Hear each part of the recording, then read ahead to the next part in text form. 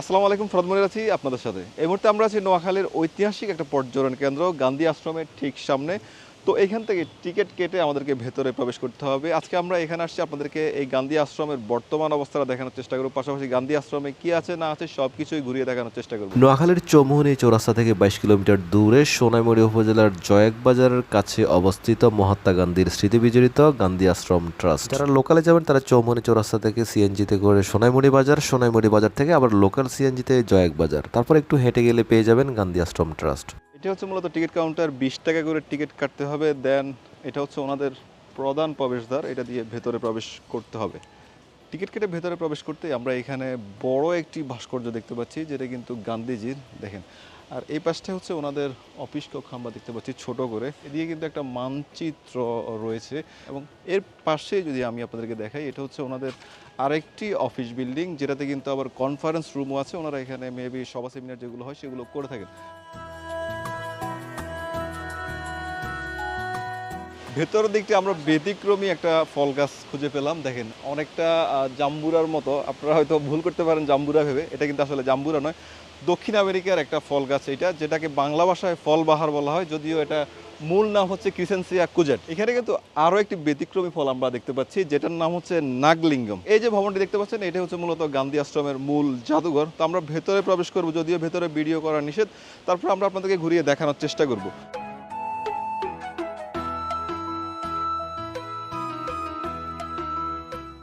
আমরা এই মুহূর্তে আছি জাদুঘরের ঠিক ভেতরের অংশে। আমার পেছনে দেখেন খুবই সুন্দর একটা ভাস্কর্য গান্ধীজির, এটা কিন্তু সম্পূর্ণ পাথরের তৈরি। আর এই যে জাদুঘরে আপনারা বিভিন্ন ধরনের তথ্য পাবেন।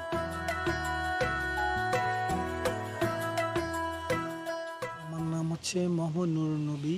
আমি সহকারী পরিচালক গান্ধী আশ্রম ট্রাস্ট জাদুঘর। ১৯৪৬ সালে রামগঞ্জের করপাড়াতে হিন্দু মুসলমান দাঙ্গা হয়েছিল। ১৯৪৬ ১০ অক্টোবর ২০ অক্টোবর ১৯৪৬ সালের ৭ নভেম্বর মহাত্মা গান্ধীজি তিনি কলকাতা থেকে লঞ্চে করে চাঁদপুর থেকে ট্রেনে করে লাকসাম থেকে সুমনি রেল স্টেশন অবতরণ করেন। রেল স্টেশনের পাশে ছিল যোগেন্দ্র মজুমদারের বাড়ি। তিনি ২ দিন থাকার পর একটা রোড ম্যাপ করেছিল, কোথায় কোথায় হিন্দুরা ক্ষতবিক্ষত হয়েছে, কোথায় মুসলিম ক্ষতবিক্ষত হয়েছে। ওখান থেকে তিনি পা হেঁটে ঐক্য, শান্তি, সম্প্রীতির বাণী নিয়ে তিনি লক্ষ্মীপুর জেলার দত্তপাড়া রামেন্দ্র মজুমদারের বাড়িতে অবস্থান করে। ওখান থেকে তিনি রামগঞ্জে ২৪টা গ্রাম, ৬০ কিলো ২৩টা গ্রাম ও ৪৭টা গ্রাম তিনি মূল দর্শন ঐক্য, শান্তি, সম্প্রীতির বাণী নিয়ে প্রচার করেন, শান্তির বাণী। এই বাড়িটা হচ্ছে বৃহত্তর নোয়াখালীর প্রথম ব্যারিস্টার হেমন্ত ঘোষের। গান্ধীজি যখন আসার পরে ব্যারিস্টার হেমন্ত ঘোষ খুশি হয়ে তিনি সমস্ত সম্পত্তিগুলো দান করলেন। ২৬৭০ একর। গান্ধীজি বলে আবার কোনো জায়গা জমির প্রয়োজন নেই, তবে তোমার মা বাবার একটা ট্রাস্ট গঠন কর।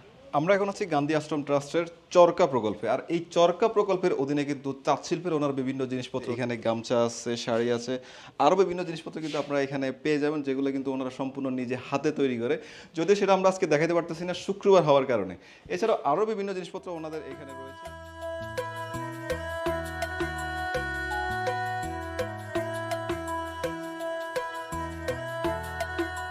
আমরা এই মুহূর্তে আছি গান্ধী আশ্রম ট্রাস্টের অধীনে পরিচালিত একটা স্কুলের সামনে, যেটা হচ্ছে গান্ধী মেমোরিয়াল ইনস্টিটিউট। এটা প্রতিষ্ঠিত হয়েছিল ১৯৪৭ সালে।